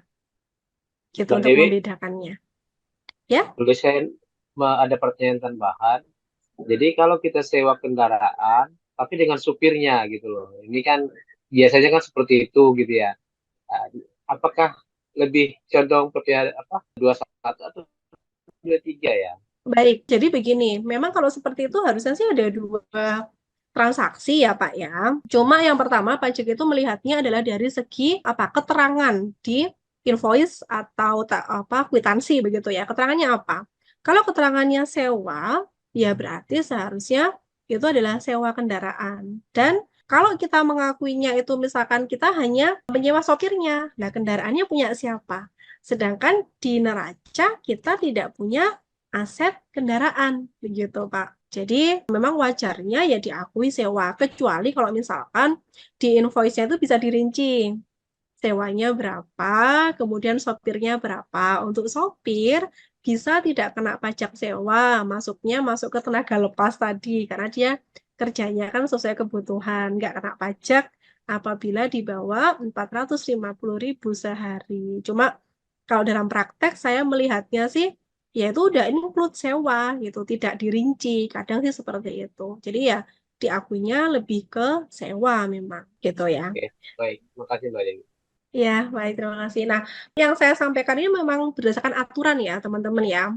Cuma kalau saya melihat di beberapa wajib pajak, kadang mereka membuat kebijakan sesuai dengan pengalaman mereka dari KPP terdaftar. Jadi maksudnya begini, pada saat saya menyampaikan, loh ini kok semuanya terutang pajak ya, gitu. Setiap transaksi kok ada aspek pajaknya ya, gitu. Nah, kadang mereka melihatnya ini lawan transaksi nggak mau dipotong pajak, apakah kita yang harus menanggung gitu. Kalau secara aturan memang iya, akhirnya lembaga yang harus menanggung. Tetapi ada kebijakan lain biasanya. Di wajib pajak ini mereka membuat kebijakan di mana selama belum ditagih oleh KPP, kadang mereka keep dulu. Jadi mereka tidak langsung setorkan dulu. Kenapa? Karena pada saat nanti misalkan AR ini ada pertanyaan atau apa, ya mereka supaya ada temuan pajak gitu. Tapi ya ini tidak bisa dipakai untuk semua lembaga ya, semua wajib pajak ya. Jadi mekanisme seperti itu tergantung dari ketentuan kebijakan internal lagi gitu. Tapi kalau dari lembaga ini, apalagi kalau saya lihat yayasan ini sepertinya atau perkumpulan ini transaksinya kan tidak tentu ya. Bisa proyeknya itu setahun full, ada yang beberapa bulan saja, atau bahkan mungkin di berapa di satu periode itu nggak ada transaksi gitu. Jadi ya saya melihatnya sih lebih baik diselesaikan. Jadi paling enggak kita ada catatan Gitu. Kita punya worksheet untuk perhitungan pajak. Jadi apa saja sih transaksi yang merupakan objek pajak yang seharusnya disetorkan pajaknya, harusnya kita motong ke lawan transaksi. Tadi mungkin ada kondisi di mana lawan transaksi tidak mau dipotong, nah itu kembali lagi kepada nanti pimpinan, ini mau disetorkan atau tidak, tapi kita sudah warning, kita sudah ada catatan. Sepanjang tidak ada pertanyaan dari AR, itu berarti SPT kita dinyatakan benar. Karena pajak itu adalah self-assessment ya. Jadi kita yang diberikan kepercayaan untuk bisa hitung dan setor sendiri sebenarnya. Tapi KPP, DJP di sini punya fungsi pengawasan dan penelitian. Kalau kita kena sampling diteliti, kemudian ada pertanyaan, kalau memang aturannya kita harus bayar, ya dibayar. Gitu. Tapi kalau nggak kena sampling, selama 5 tahun, ya sudah, dianggap SPT-nya benar. Tapi pajak itu 5 tahun ya, jangka waktunya ya. Jadi sekarang tahun 2024, kita masih bisa ditanya untuk data 2019. Nah, itu nggak enaknya tuh di situ. Jadi pajak itu nanyanya memang beberapa tahun ke depan, biasa ke beberapa tahun ke belakang biasanya baru ditanyakan.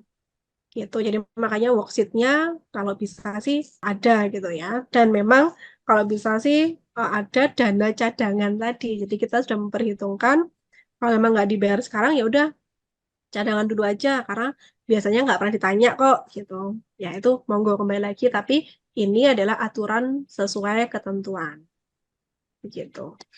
Ya, begitu teman-teman. Sambil saya lanjut mungkin ya ke aplikasi. Nah, ini materi terakhir ke aplikasi. Jadi kalau aplikasi ini sekarang sudah menggunakan DJP online semua ya, pakai e-bookpot. Jadi saya belum bisa langsung loginkan ya ke contoh lembaga lain gitu. Jadi sementara saya slides kan berdasarkan screenshot dulu. Jadi kalau saya rasa sih teman-teman sudah pernah ngisi juga ya di sini ya, karena ini kan sudah berlaku mulai masa Januari, Februari, Maret ini juga teman-teman sudah menghitung ya pajaknya. Oke, jadi yang pertama kita masuknya nanti ke menu profil ini saya pasti sudah ya, teman-teman sudah mengaktifasi fitur DJP online di e-bookpot-nya ya. Jadi ini sudah muncul aplikasi e-bookpot. Kemudian teman-teman nanti harus mengisikan data penandatangan. Saya rasa juga sudah ya, karena masa Januari harusnya sudah lapor, atau mungkin ada yang belum lapor. Jadi sebelum kita ngisi SPT, isi dulu identitas pengurusnya atau ketuanya ya. Jadi siapa yang nanti namanya muncul di SPT. Ini sudah tidak perlu pakai tanda tangan basah ya, jadi sudah pakai aplikasi. Sudah menggunakan kode verifikasi saja nanti. Ya, ini diisikan data penanda tangannya, ada NPWP, nama, nah, itu nanti sudah langsung masuk ke data penanda tangan. Nah, ada lagi, selain penanda tangan ada menu perekam. Cuma menu perekam ini tidak wajib sebenarnya. Menu perekam ini apabila di suatu lembaga ini ternyata yang diberikan wewenang untuk menginput data gaji itu hanya di satu orang. Jadi nggak boleh orang lain tahu gitu ya. Jadi ini ada file tersendiri perekam di mana nanti masuk loginnya, passwordnya nanti beda. Gitu. Jadi ada masuk ke DJP online sendiri, masuk ke menu perekam sendiri. Yang bisa tahu detail transaksi nanti di menu perekam. Tapi kalau ini nggak diisi juga nggak masalah, semua langsung diinput ke menu DJP online saja. Ya, ini kalau menu perekam. Sama ya, nanti masukkan NPWP, nama, email juga ya, sama password barunya apa. Karena passwordnya beda dengan DJP, diinput sendiri. Ya, ini masuk ke menu perekam. Ya. Oke, kemudian untuk input SPT-nya nanti di bukti potong, kemudian nanti kalau kami sih biasanya pakai menu impor. Jadi menu impor ini kita nggak input satu-satu di DJP-nya, tapi langsung kami impor di menu Excel ya supaya kita juga ada arsipnya di file Excel. Kemudian kita masukkan langsung impor satu file di bukti potong ini. Nah, nanti untuk menu impornya kemarin saya sudah share ke tim ya Mbak Indah, kalau misalkan mau di-share bisa, atau kalau teman-teman mau download sendiri di DJP online juga bisa. Nanti di sini ya, di petunjuk pengisian ini ada menu impor, itu bisa digunakan, atau kalau misalkan karyawannya tidak banyak, input manual juga boleh. Ya. Nah, ini ya, hasilnya nanti sudah sukses seperti ini yang diimpor. Nah, tinggal kita posting. Kalau sudah diimpor semua, kita posting. Kemudian isi tahun pajak, masa pajaknya berapa, kita posting. Kemudian nanti kita isikan di sini ada bukti penyetoran pajaknya. Jadi untuk kode billing, nah Bapak Ibu, teman-teman sekarang langsung pakai DJP online saja. Jadi tidak buat kode billing terpisah ya. Karena biasanya ada selisih pembulatan. Kalau yang kita bayar lebih besar nggak masalah, tapi kalau kita bayarnya lebih kecil, selisih Rp1 aja maka tidak bisa dilapor SPT-nya karena masih kurang bayar ya. Jadi di kode billingnya langsung di menu bukti penyetoran saja ya di sini ya. Jadi kode billingnya langsung dicetak dari sini kalau kita sudah input semua data karyawan. Oke, nah nanti bukti bayarnya langsung bisa diinputkan di daftar bukti setor. Ya, kita masukkan data NTPN, nanti lainnya harusnya sudah muncul otomatis. Nah, NTPN-nya nggak boleh salah ya. Kalau nggak jelas NTPN-nya dari bank, biasanya ada yang nggak jelas, bisa dicek di konfirmasi data ya, di DJP online. Oke, kalau sudah diinput, tinggal kita klik penyiapan SPT-nya, kita klik di sini menu edit ya, kita isi nama penandatangannya, untuk lainnya harusnya sudah otomatis ya. Jadi dari yang kita input tadi sudah otomatis muncul di sini. Jadi kita masuknya ke kategori apa, pegawai tetap, bukan pegawai, tenaga ahli. Nah, itu tergantung dari yang kita input di awal tadi. Oke, kalau sudah kita kirim SPT-nya. Oh, bentar, sebelum dikirim, cek dulu ya formulirnya ya. Udah yakin bener nggak? Kalau sudah dicek, nanti akan muncul ya tampilan SPT-nya ya. Kalau sudah baru dikirim, nanti akan ada kode verifikasi ke emailnya. Udah kayak biasanya, masukkan kode verifikasi, sudah bisa kirim SPT. Ya, jadi nanti di dashboard, ini akan muncul bukti lapornya. Ya, jadi bukti lapornya sudah online juga, kemudian SPT-nya juga sudah bisa dicetak dari sini. Ya, mungkin yang jadi kendala dulu waktu di awal adalah NIK. Jadi kalau di masa Januari kemarin, bedanya kalau aplikasi lama dan baru, aplikasi yang baru ini semua karyawan harus diinput ya, dirinci. Per karyawan dapat gajinya berapa meskipun di bawah PTKP. Itu yang membuat beda ya. Kalau aturan lama kan di SPT yang lama, yang dirinci hanya yang di atas PTKP, yang di bawah PTKP langsung dihitung totalnya berapa. Kalau sekarang, masing-masing nama harus diinputkan, nama harus sesuai dengan KTP. Kalau ada salah huruf, salah angka, itu tidak bisa diinput. Gitu ya. Jadi untuk lembaga, apabila gaji karyawannya ternyata di bawah PTKP semua, tidak perlu bayar PPh pasal 21, tetapi tetap wajib lapor karena ada transaksi pembayaran gaji. Begitu ya. Bedanya di situ untuk aplikasi yang baru. Jadi yang ganti tidak hanya cara perhitungan dan tarif, tapi aplikasinya juga ganti. Nah, untuk menu impor, itu juga sering ada update ya di aplikasinya. Jadi sudah beberapa kali ini ada perubahan. Jadi kalau setiap kali kita mau impor, kalau bisa kita download dulu dari DJP online tadi. Mungkin itu Mbak Indah. Baik, terima kasih Bu Dewi. Untuk materinya apakah sudah selesai atau Oke, untuk materi sudah selesai. Untuk menu impor mungkin nanti saya rasa bisa di-share saja. Karena kalau secara format juga sebenarnya bisa download sendiri juga di DJP online. Baik, terima kasih banyak Bu Dewi. Teman-teman, mungkin kita buka pertanyaan lagi ya, satu atau dua ya Bu Dewi ya. Mungkin teman-teman ada yang ingin bertanya. Baik, mungkin cukup kali ya.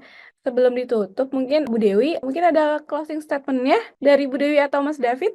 Ya, saya harapkan tidak ada pertanyaan, berarti sudah bisa dipahami begitu ya teman-teman semua. Jadi saya harapkan materi kita hari ini bisa diterima, bisa nanti dipraktekkan. Kalau mungkin nanti sekarang belum ada transaksi itu, berikutnya kalau ada transaksi itu teman-teman sudah bisa mengaplikasikan nanti gitu ya. Dan saya sampaikan lagi, pajak itu memang sering ada perubahan, sering ada pembaruan, tidak hanya dari segi aturan, tarif, subjek, aplikasi juga sering berganti, ada perubahan. Jadi kita sebagai bagian pajak, bagian accounting harus selalu mengupdate ya aplikasinya, aturannya begitu. Karena kalau kita nggak update sendiri, Fiskus memang tidak punya kewajiban ya secara hukum ya untuk memberikan sosialisasi. Memang kita yang harus berperan aktif di sini. Ya, saya terima kasih banyak atas perhatiannya. Semoga pertemuan kita hari ini membawa manfaat. Mohon maaf kalau ada kurangnya, kalau ada salah kata, atau mungkin ada yang kurang begitu. Semoga nanti menjadi amal juga bagi kita di bulan puasa. Selamat puasa bagi yang menjalankan ya. Ya, terima kasih. Assalamualaikum warahmatullahi wabarakatuh. Terima kasih banyak Bu Dewi. Bu Dewi dan teman-teman semuanya, sebelum ditutup, aku minta teman-teman untuk nyalain videonya. Kita foto bersama dulu ya. Oke, baik. Teman-teman boleh dinyalain videonya, kameranya. Baik, kalau gitu aku hitung sampai 3 ya teman-teman ya. Teman-teman boleh senyum. 1, 2, 3. Oke, boleh sekali lagi gaya bebas ya teman-teman ya. 1, 2, 3. Oke, teman-teman, saya ingin menyampaikan untuk pelatihan kohort seri keuangan nirlaba akan dimulai pada bulan Mei. Jadi, untuk sesi pelatihan hari ini, itu sesi yang menghantarkan kita ke pelatihan kohort di bulan Mei ya teman-teman semua ya. Kalau gitu, terima kasih banyak atas waktunya teman-teman semua. Semoga kita semua sehat selalu. Selamat berpuasa, semangat puasanya. Sampai ketemu di kegiatan selanjutnya ya teman-teman semua. Bisa memanaskan, mulai brainstorming teman-teman soal isu terbaru atau update terbaru terkait keuangan nirlaba dari sisi kebijakan, dan kemudian tadi ada beberapa tools tadi yang cara pengisian yang telah diberikan oleh Mbak Dewi, dan kita mungkin bisa akan ketemu lagi dengan Mbak Dewi di sesi pelatihan kohort berikutnya nanti di bulan Mei.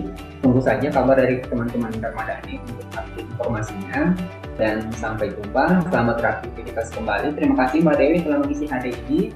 Selamat berpuasa kepada teman-teman yang menjalankan ibadah puasanya, dan selamat beraktivitas buat teman-teman yang sedang bekerja dan beraktivitas. Terima kasih semuanya. Sampai jumpa di pelatihan berikutnya. Sampai jumpa.